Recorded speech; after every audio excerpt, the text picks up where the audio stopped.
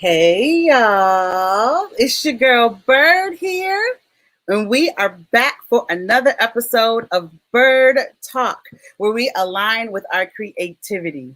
Y'all, this is the space where we are creating, connecting, and building. And for those of you all who don't know me, my name is Heather Byrd, and I am the founder and creator of Byrd's World, where we inspire and transform lives through creativity. Really, a lot of what I do is to help move ideas out of the head and in onto the page so that people can birth their badass story, blog, book, keynote speech, idea, and more with confidence.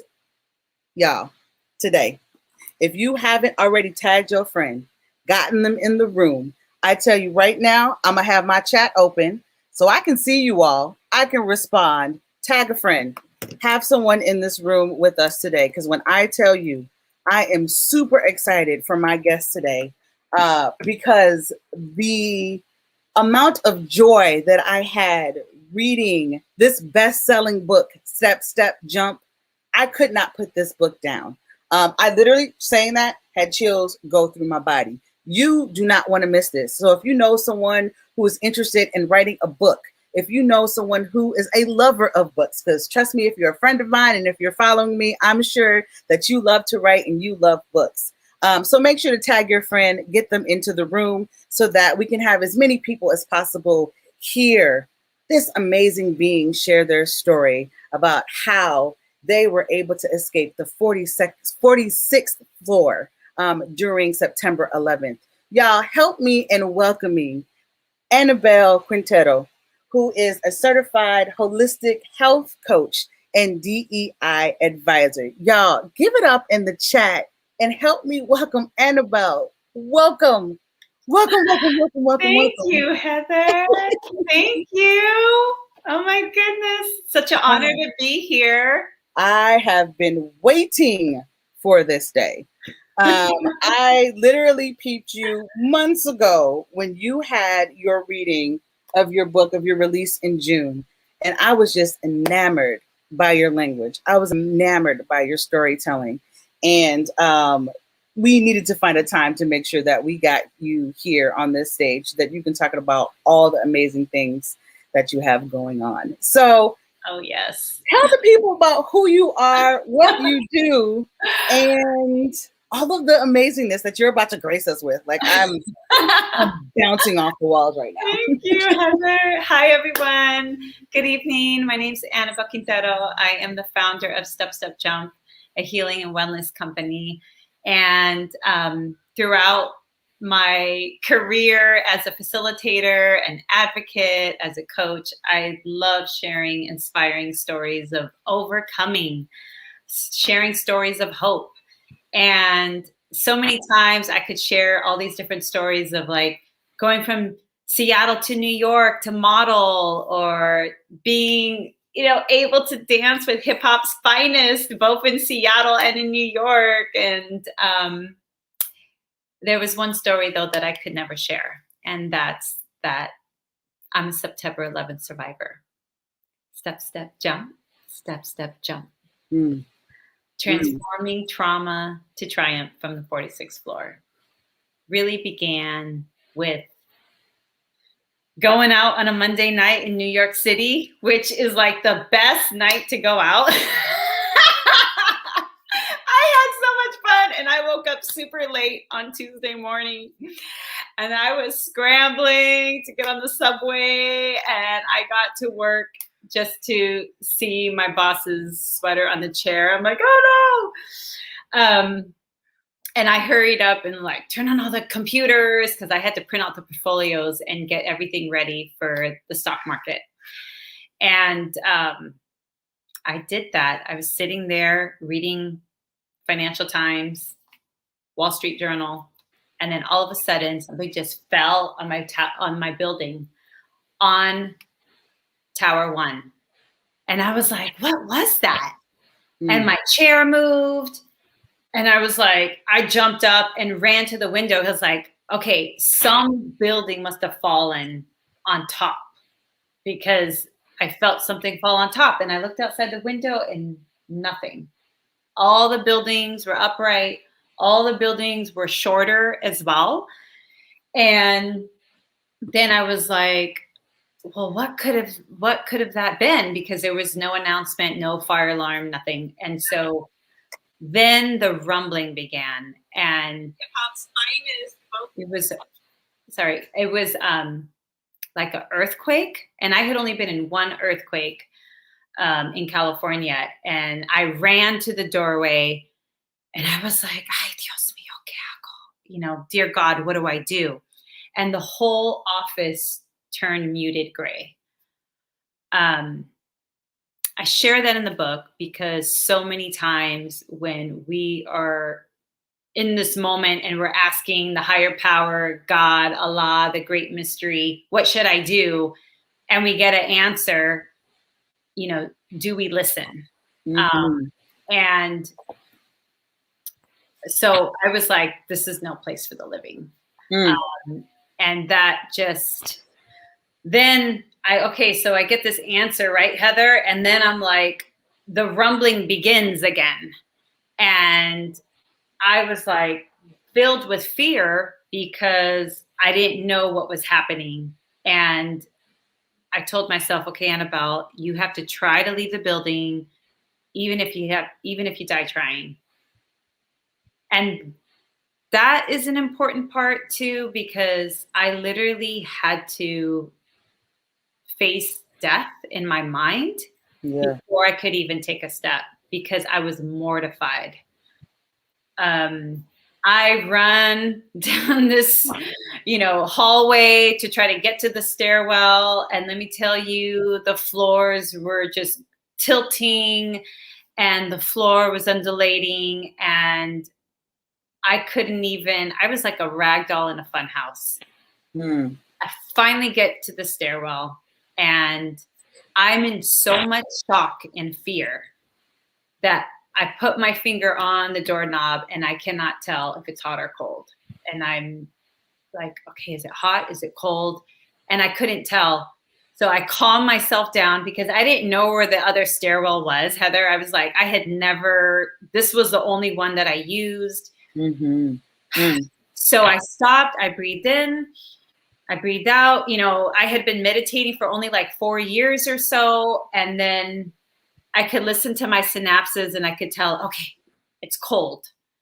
And I opened, I turned the doorknob and I opened the door, and no one was in the stairwell. No one was there. There was no announcements, no fire alarms, but there was this corrosive stench that was like choking me. And I was like, there's a fire. And I had experienced fires growing up, but wood wasn't burning. And that freaked me out, because now I'm like, okay, something fell on top of the tower. I'm feeling an earthquake. And now there's something that's choking me. Something's burning, but I don't know what it is. So with all my might, I just put my hand on the railing and I step with my left and I step with my right and I jump on the landing and I step, jump, and I step, jump all the way to the 33rd floor. And then that was when I was met with people. And in my book, as you know, I go into the encounters with hysterical people and, with the burned woman and also with our beloved firefighters that were ascending their stairway to heaven.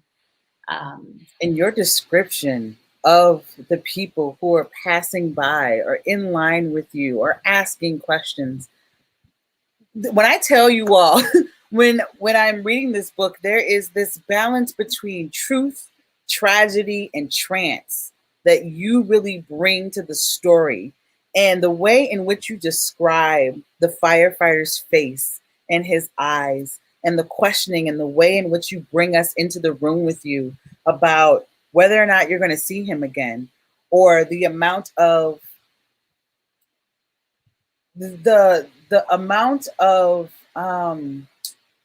bravery it takes to enter into a building not knowing if you're going to come out, right? Like, you put us in that moment with you. So it's not just about reading about your trauma to triumph. It's about us experiencing this moment in time with you that is one of the most beautiful things I've read.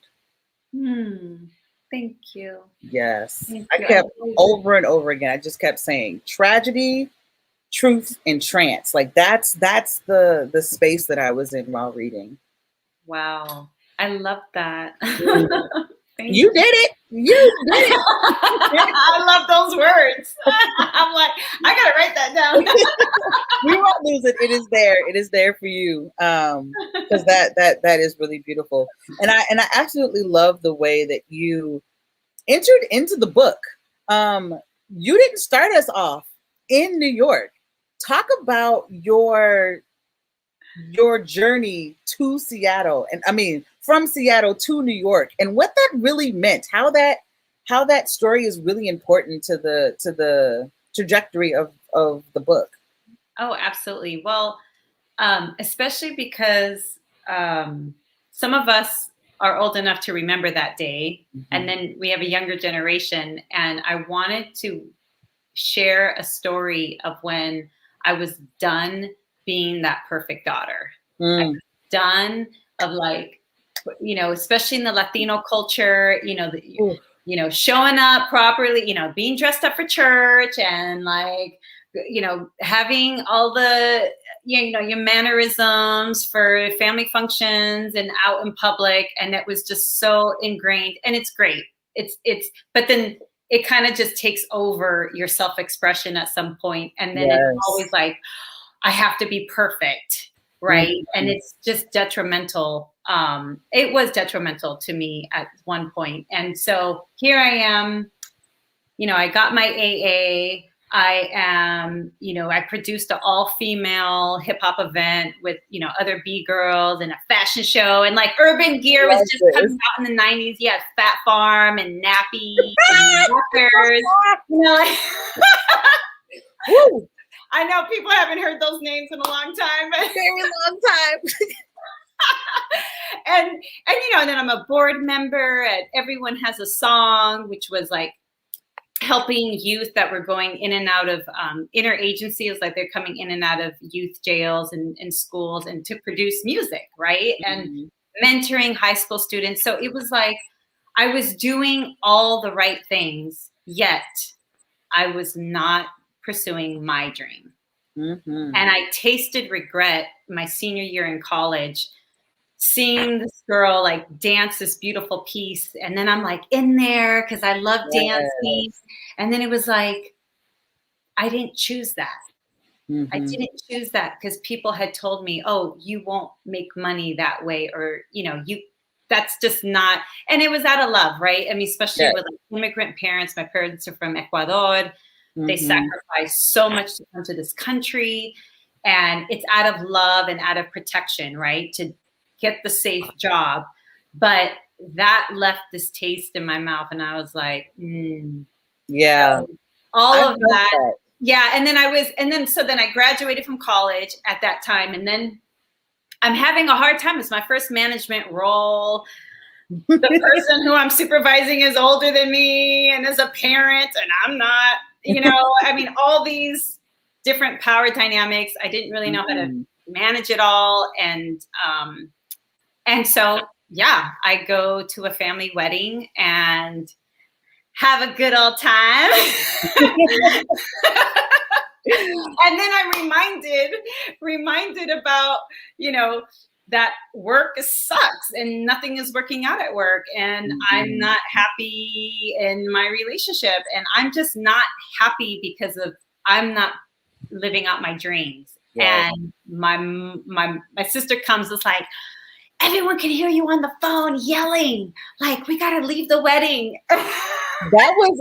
Okay, so that moment in the book in particular, you're at this wedding, and the guy that you're seeing at the time was supposed to show up, doesn't answer his phone, and then you call him and like, hey, and he's like, y'all playing video games. And you snap. You're just like, I wanted you, like, I felt like I was in the room with you. Like, I felt you get upset. Like, I expected you to be here, and, and then I felt like all of your frustrations, all of the dreams that you wanted for yourself, that you kind of pushed away to the side, was kind of doing, but pushed away to the side in order to live through someone else's expectations of who they thought you should be, came through that moment. And at one point, you punched a window. So I'm in the car, Yes. and then my mom is like flipping out, like, "Oh, no puedo creer, cómo te portaste? You know, I can't believe you acted like that." And then she said, "¿Qué van a pensar la gente?" Like that same thing, like, "What are people gonna think?" And I was like, I don't care. I mean, I shattered. I mean, it didn't break, but the windshield was, you You know. could tell there was some umph behind that. Like I felt that. And I feel that there are moments in our lives where we come up against that thing that may or may not be in direct relation to our anger, but triggers it. And everything that you've been holding back, everything that you have set aside for someone else's dreams comes to the fold and you just burst. That and was my moment of there enough. were several moments, like there are two moments in particular where you were just like, your need for what you wanted and what you actually needed to do in order to survive took over. And that was that first moment where you're like, I don't care. Mm-hmm. And then you moved to New York. Yeah, that was my moment. I decided, like they say, to decide is to cut off. Yes. From that moment on, I was like, nope, I'm moving to New York. And I saved my money. And I believe it was like 6 or 9 months later, and I was in New York City. Yeah. Yeah. So being able to follow your dreams in that way, and to open up the book with setting that foundation of, this is where I was before all of this, and this is how I got there, was really it was really refreshing, because I like opened the book like immediately expecting to be in New York, and I wasn't. And in my mind for a couple of pages, I was like, when are we gonna get to New York? But I'm like, I need to know who you are first.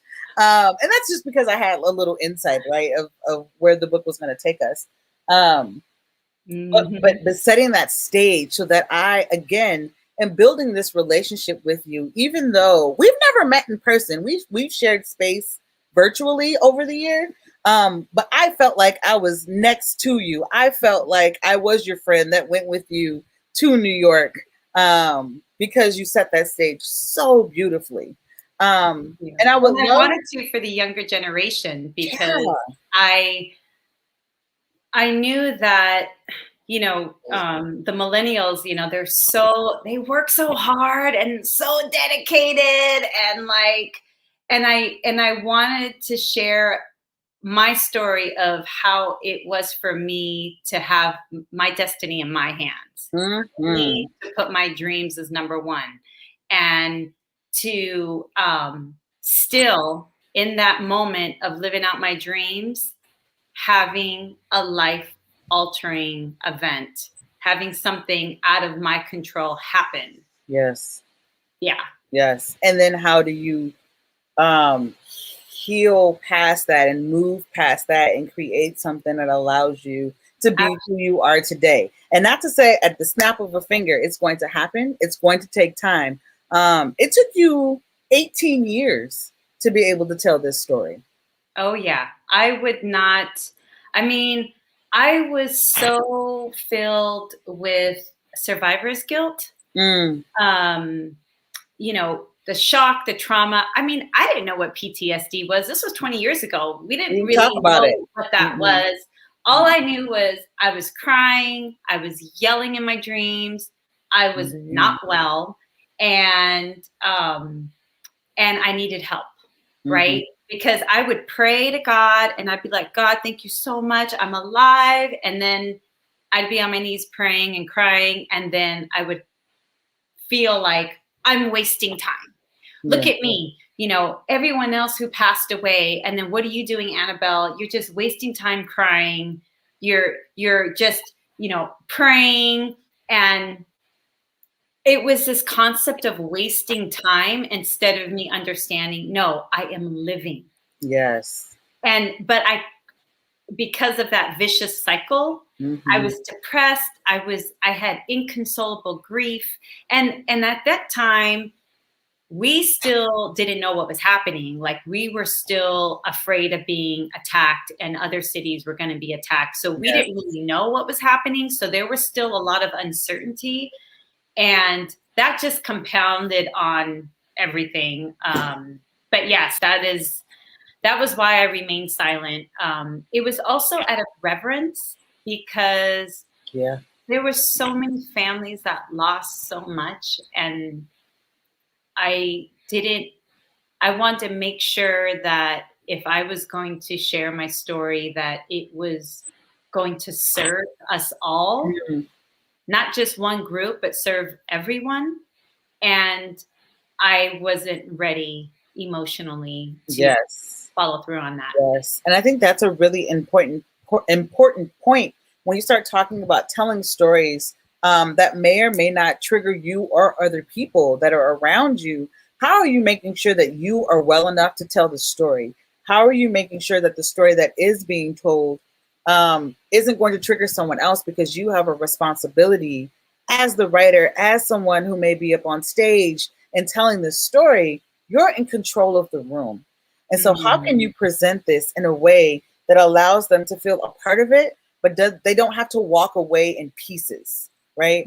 And as I mentioned, I think you did a really great job of, like, in the book. So I want you to talk a little bit more about this tragedy, truth, and trance part that I talked about, right? Like, there was a balance that you had within this book that balanced all three of those, I think, really, really well, and found a way to bring the audience into the story. How does your compassion and truths within the book kind of show up for you? And how did you work through that as you were writing it? Yeah. Okay. Definitely. There's a couple of questions, like, how was I writing it and how that come up with compassion and truth. So I would say that in the cab, like, right as I had survived all this, right, and I was in shock, all my life came out. Like, it was like a floodgate. It was like this waterfall of, like, growing up Christian and growing up Seventh-day Adventist, the second coming, like, oh, I got to leave the city. You're not supposed to be in the city. And then also, I'm Latina, and being Native and African and European. And what happened was me learning my history, what happened to my ancestors during colonialism, what happened to my African ancestors, as they were enslaved, and also, the African diaspora, and being confronted with that during a moment of shock. So it was like, and I didn't know this at the time, but it was intergenerational trauma and then acute trauma. And what I can say was, when I was in the cab, I was like, this is how it must have felt being conquered. Because, when you're going through something, you're always trying to connect, like, another previous experience. And so for me, because I studied political science and history, I love history and world history. And that shows up so beautifully in the book, how you, like, move in and out of that space. I love history. This is not just one incident. This is like an amalgamation of so much. I had to, well, that's how my mind works too, right? Like, it all came out. It all came out. But yeah, it was like, that's what I studied. And I was trying to connect what was happening to me now, like, remembering, like, I'm feeling like I'm getting conquered, like, my place that had power and was an icon of strength and global, economic strength was now gone. And then I remembered the times in history class that I would read about different places of, my indigenous ancestors and being obliterated. And that was how I connected it with, in terms of writing, the truth, right? Like, my truth as an Ecuadorian American, as someone who knows Western Hemisphere history, as someone who's also in the moment, also extremely traumatized and trying to figure out, like, why does someone want to kill me? Like, because it was personal. And then Anthony said, they want to kill us. And then I was like, oh, so the cab ride was a lot of questions. So I take the reader on that journey of questioning, because I'm in the sense-making phase. Like, I'm like, and I'm traumatized. So I'm really giving testimony of that time, and it's raw and it's truth. And it's also very compassionate. Like, I have this, well, because I studied history and political science, I do have a system thinker brain, like system brain that just comes out. And so that was how it came out in the book. Yeah. Yeah. Oh, you all. Of course, I have more questions for you and more things that we can talk about. I would love it if you could read an excerpt from the book so that folks have an understanding of why I'm like doing the shiver dance every time I talk about it. Like, I want them to be able to hear the language and the way in which you kind of just describe everything that's happening around you. So feel free to like set us up for the excerpt that you're going to read, and then go ahead. Sure. Okay. Yes,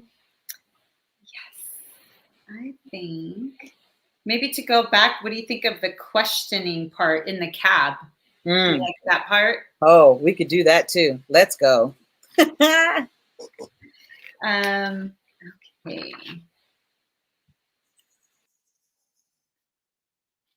Okay, so this is Saint Anthony. Oh, as I looked out the window, I struggled to process it all. My clothes were soaked and soot stained. The smell of the burning buildings, 2 bonfires blazing in the sky, was inescapable. There was so much I couldn't wrap my head around. Who was still trapped in the building? How they were going to get out? What was going to happen to my job? Who was okay? What my family must be thinking, and so much more. But there was one question that rang through my mind louder than the others. Why do you think they wanted to kill us? I asked Anthony. He was silent for a long stretch of time. Then he whispered, I don't know. I can't imagine what kind of life would lead to thinking this was your only option. He couldn't imagine, but I desperately wanted to. I searched for answers, aching for reasons to answer that question. I struggled to reason with the assumption that our lives simply didn't matter to them. There in that cab, inching our way uptown, I thought through everything I had ever learned about the way the world worked. I sifted through memory, through lessons, through reading and experiences as one would pan for gold, desperately searching for a nugget of comprehension. If I could understand them, I could make sense of the attack. If I could empathize with them, see beyond their sin and into their souls, I could move past the panic. Without understanding, it would be a senseless act, and that scared me more than anything. So that was one part of, and this is a difficult time because I am in shock and I am experiencing trauma, and you know, it's when you're going through trauma and you're healing, there's a lot of ugliness that comes with it, right? And there's a lot of ugly truths that come out. And like, even in this one part I put, I love my country, but I often felt ashamed of our collective history. In a way, I sympathize not with what the men flying the planes had done, but with the broken hearts they must have been carrying inside their whole lives.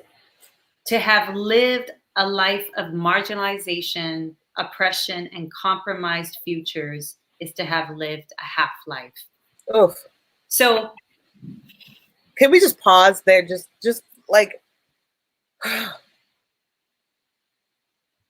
remember reading that, pausing, having to walk away, and then come back and read it again. You approached a lot of when we're in crisis, a lot of what ends up happening for us is like there is an internal need, right, to survive, right, and it turns in about us. I really appreciated as your mind was working, there was this need for understanding and empathy. And I don't think how many people ask that question of why are you trying to understand them? Why did this happen in a way? And then really wait for the response that allows that empathy piece to really seep in. And for you to say that their hearts, something inside them must have been broken, like their hearts must have been broken. What pain did they experience? Like there was something that was deeper than just this one act. It's something that I think we all could benefit from. Mm-hmm. And that really just came from the way I was raised. I talk about my Christian faith and forgiving and understanding and even loving our enemies. There's wisdom there, that those words, right? I mean, when you read scripture, I think sometimes people just take the words, but when you have to live them out, it means something else. And I'm not, like, I don't like to just talk about my values. I want to always walk as much in them as possible. And so that's just how I was raised and how, I walk in this world. But I mean, and it was also just the understanding the way we function in the world and the systems of the world, and knowing that there's always reasons. To understand is almost acceptance. Sometimes you have to be open to accept what someone else's story is so you can understand. Yeah. And so that's why I went there. Whew. Yeah, that was a moment for me where I was just mouth dropped. Like reading, like, wow. The way in which you took us through your mind and your thought process is really powerful. And as someone who is, within DEI, the way in which you connected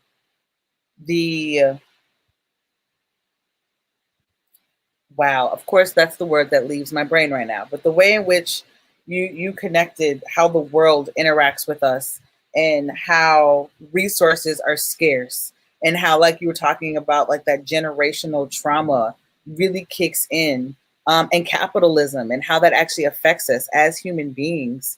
You went there, like you did not hold back, because it's not just this one moment. It is so many moments. And that's the thing too about that gets missed. Like, okay, so people love history. I love history. But in general, all of humanity ended up in this present moment because of all of our historical decisions.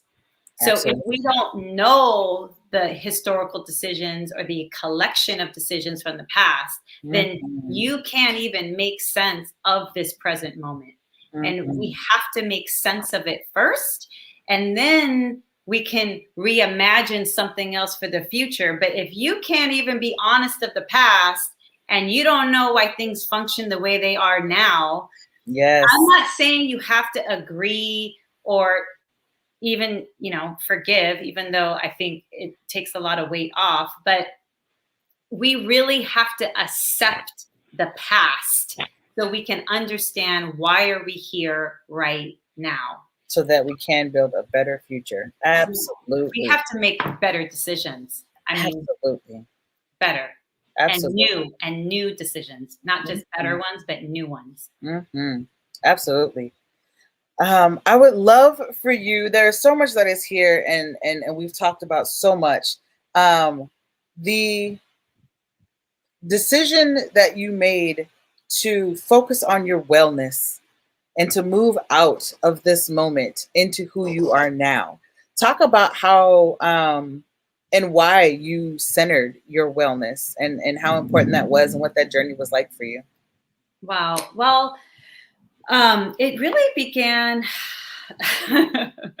spiritually, right? Like I get uptown. Everyone was trying to leave Manhattan. It was like a parking lot. Everyone was trying to get off of Broadway Bridge. No one uses that bridge, and it was packed. And so I tell the cab driver, look, I'll just walk the rest of the way. I'm already on, I think it was like 200th Street in Isham. And I walk and I go up inside the Good Shepherd Church. Mm-hmm. And in that moment, and it's in the chapter In the Flow, and in that moment, I am there in the pew and I am praying to God, and I just have this profound gratefulness that I had made it out. And in that moment, I feel the current of my bloodstream in my wrist, Heather. Like, I had never known. I was like, how is that even possible? And it was like the layers of creation were just peeled open for me. And so in that day of trauma, I realized for me, I had always thought like God was there and I'm praying at God or to God. And then I realized, oh, this omniscient power is actually inside of me. It's actually imbued in us. Ooh. And everything. And that was the beginning of my spiritual awakening. Do you remember the particular line that you said referring to that message? Yeah. That was another line where I was like, ooh. Yeah. Yeah. So I have it right here.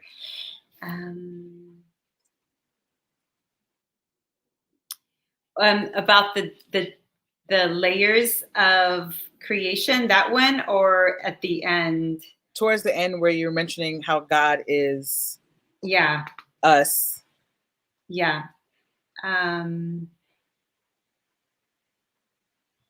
As I walked, a rush of thoughts hit me, a wave of realizations about how I had been spending my life. Oh, let me go up. I walked out of the church, pausing to look at its name, the Church of the Good Shepherd. And as I walked back into the outside world, a rush of joy swept over me. At the top of the church's staircase, I looked out onto the city block as a fresh air hit my face. And with each breath, I could sense God's presence still. Yeah. And then this was a moment in the pew. Suddenly I was back in the pew, outside of myself, no longer in the internal realm. I felt my wrist, but the energy was gone, the channel of transcendence cut. I lifted my head one last time and leaned back to that ceiling, keeping my head to the sky. Yeah. You're the Most High, the all-powerful, the knower of all things, the omniscient one. I am going to leave your home now. I appreciate the silence you have given me here and this life you saved yet once again. Mm-hmm. That was a very powerful moment. And such a, I wouldn't say small in what I'm imagining, small in time, right? Compared to everything else that was happening. But it was such a big moment in realizing that gratitude is so important, and being able to shift the trajectory of where you're going after something like this took place.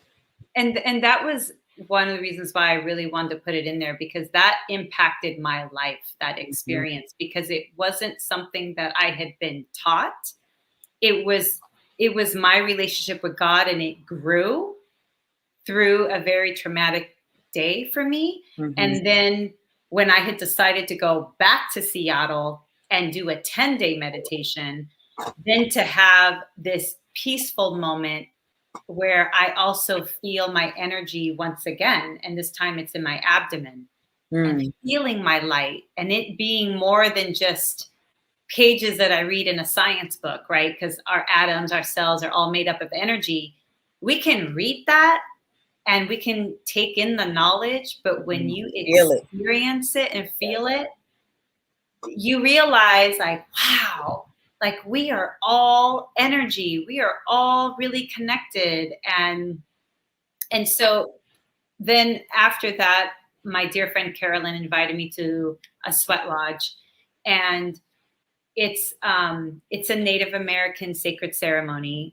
She's East Band Cherokee, and the sweat lodge, she was taught to pour the lodge through Lakota teachings. And growing up Christian, and especially Latina, like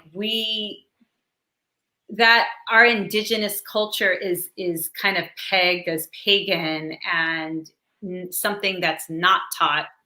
And so having that opportunity to actually experience it. And so here I am, it's willow trees and blankets, and and there's rocks that were in the fire that she brings in, and then she pours water on them. So it's like a sauna, but that drum is beating, and it's like Mother Earth's heartbeat. Just one in there, and literally all that dense energy, all that trauma, Mother Earth took it, transmuted it for me. And I never knew that was possible, Heather. Like, I never knew. I was like, what? And so it was those 3 moments that really allowed me to understand my body has to heal in addition to my mind. Yes. My mind alone is not going to heal me. And then the meditation taught me to watch. I feel like I need to hear that for myself. Thank you, universe, for sending that my way. That reassurance. Say that one more time in case the people did not hear that line right there. Yeah, no, I realized that those 3 experiences allowed me to understand that my body needs to heal from trauma, just like my mind. And so do my emotions. So it is my bodily sensations with my emotions, with my mind. Those 3 aspects, those 3 pillars is what makes our human behavior. And in the meditation, I was able to like watch and understand, oh, when this memory comes up, my body feels like this, feels all hot. And then my emotions are, upset or scared. And then I react. Because with PTSD, you tend to just be triggered and you're reacting. And so I needed something more than prayer. Prayer was great, but it didn't give me tools to understand myself. And then I still needed Mother Earth to take what I learned and transmute it. And so that's what allowed me to begin this wellness journey, because I knew I had to focus on my 5 senses first. Yes. What I see, what I touch, what I can taste, what I smell, all of it. And let my nervous system ground, center my nervous system, and then be able to get to the next step, which is focusing on the unseen, focusing on my imagination, my intuition, my hope, my faith.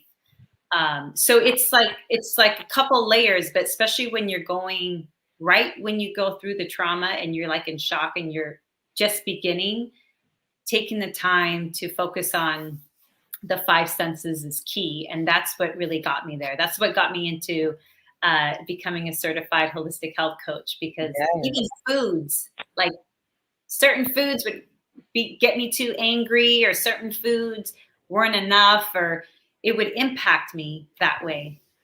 Yeah. Well, let's talk about what you have on the books. What are your plans for 2021 besides having everyone who watches this now and in the future go ahead and purchase your copy of the best-selling book, Step, Step, Jump. I said Jump, Step. Step, Jump, Transforming Trauma to Triumph from the 46th Floor. You can definitely get that at Amazon. It is available for purchase. You can also get it on your Kindle if you like to travel. When I tell you all, it is an amazing story. It's such a treat. And there's so much here that you can use in your classrooms, beyond the classrooms, for your own healing. Learn how to tell your own story. Like, there's just so much of value that is here. That I'm just beginning to unpack. Like, there's just so many layers. But what do you have in store for the rest of 2021? What are your plans? Yes, I'm inviting everyone to go on an 8-week wellness journey with me. So we would start with the 5 senses. We would break everything down by the human triad and really make our wellness, center it, and make it a priority, because we need to make our dreams a priority. We need to make our visions. And it's so hard to do that when we are limited, when we are in a plateau, and when we need to break out of limiting beliefs and that story. And so sharing the story, right? Breaking that silence is a big part of that. And so journaling, storytelling, moving, we'll be doing all of that. So for those who, if the book is great and that's enough for this interview, but for those who want to deep dive and really make your dreams a priority and not have your wellness be the bottleneck. So yes, that's what I'll be helping people with. Yes. Oh, and when does this start? You can't just you're like, come on in for 8 weeks. When does it start? How long do people have? Where can they find it? Like, what? Gotta get some details. Absolutely. So on my Instagram account, there's a link right in the bio where you can put in your information to get details. But September 15th, it'll begin. And I'm excited about that. So September 15th? Oh, we're in August, right? I was like, September 15th. Aren't we in September? I moved us up a whole 2 weeks. My word. Yeah. September 15th for 8 weeks. And and then, I'll have a call with people, see if it's a good fit, see how that can help you and on their journey. And I think it'd be great because so many people, they have a healthy shake here and there, or there's so many misconceptions of wellness, or it's a little too superficial, but I go deep into foods, into, our senses, into meditation, and even like prayer, right? Like having that time to reclaim prayer. And so being with the sacred. So it is definitely a spiritual wellness journey. I absolutely love this. I love this. If you have any information that you want to drop into the chat, I can make sure to also share out with my folks. Okay.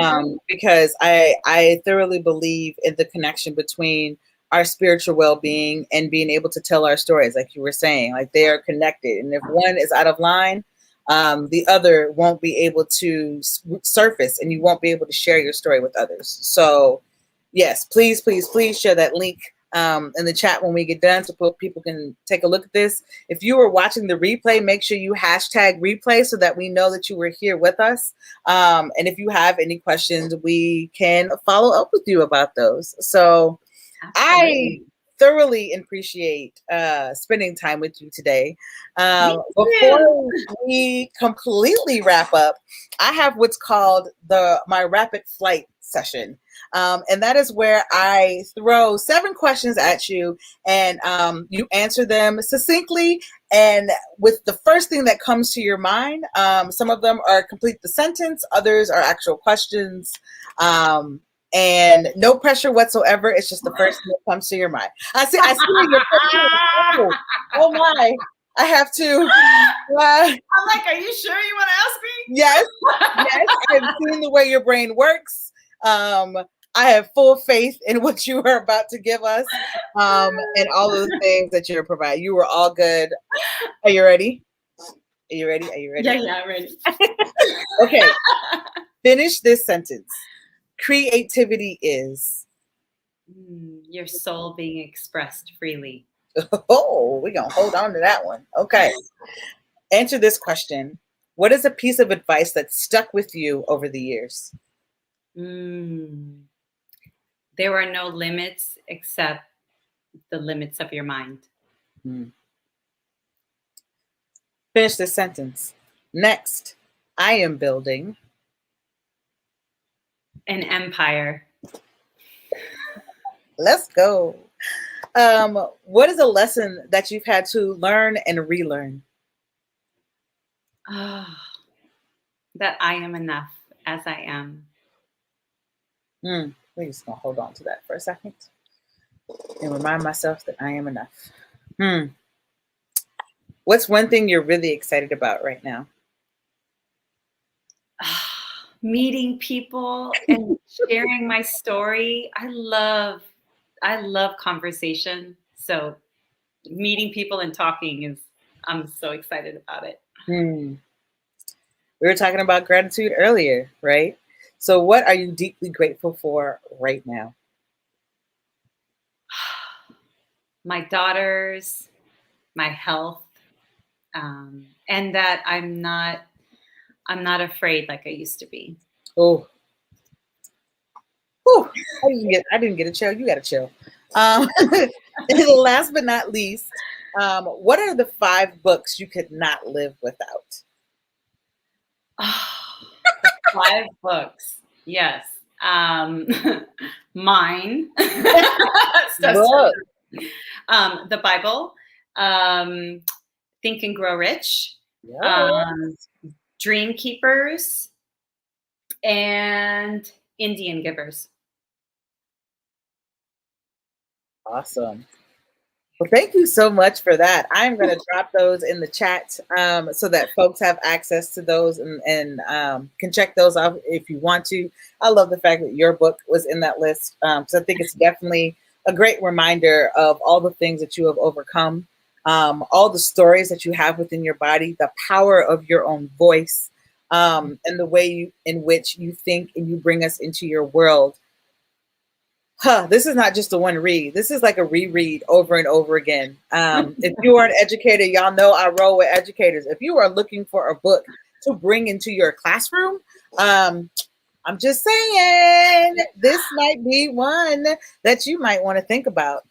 So go ahead and get your classroom set if you are looking for a reading. Bridget is in the chat. She is showing you all the love. Thank you. Absolutely love it. Thank you. Bridget also says loves Dream Keepers. I actually don't know that book, so I'm gonna have to check that one out. That was one on the list where I was like, what's that? Thank you so much for your time and for being here. You all make sure you check out Step Jump on Amazon. I am going to put the link here for you to find. You can also make sure to follow you on social media. What's your handle again? It's at step_jump on Instagram. Yes. And there is where you can sign up for the 8-week course that is starting on September 15th. You can find the book there. You can book Annabelle for any sort of speaking gigs that you might have, workshops that you have. I am so blessed and grateful to have known you. Just meeting you in Lisa Nichols' community and tribe was such a joy, and reaching out to me just in moments and, and then hearing you read for the first time for this book, jaw dropping. Thank you so much for sharing your story. Not enough of us do that work of sharing the story and the things that we've overcome, because sometimes we feel like we're alone and we're the only ones, and we are not. And so thank you again. I will probably thank you more after this. Yeah, that's why I wrote it. I really wanted us all to really step jump for our hope, you know, for our souls, and really for our dreams. So thank you, Heather. Yes. Thank you. I always tell people, they always want to think about the big picture. And sometimes that big picture overwhelms us. And the way in which you present this book and the work that you do, it's all about literally taking one step at a time, so that you are able to live out your dream, to survive, to be the person that you were supposed to be. So I thank you again. Thank you. For everyone that joined us here live, and for folks that were joining us on the replay, we thank you so much for being in this space with us. Make sure you follow Annabelle and all of the work that she is doing. If you are not already following me on IG and Facebook, make sure you are following me at Blue Birds World, on both IG and Facebook, for future bird talks and all of the amazing things that we have going on. For all of my hummingbirds here, I want to let you know that you are not alone. I see you, and you are just a beautiful being. So you need to be able to sit in that space today, be in space of gratitude, and thank the universe for your breath, for your health, and all the things that you can be grateful for. I want to encourage you to keep exploring, keep creating, and as always, you all, make sure you keep flying. Until next time. Bye, y'all.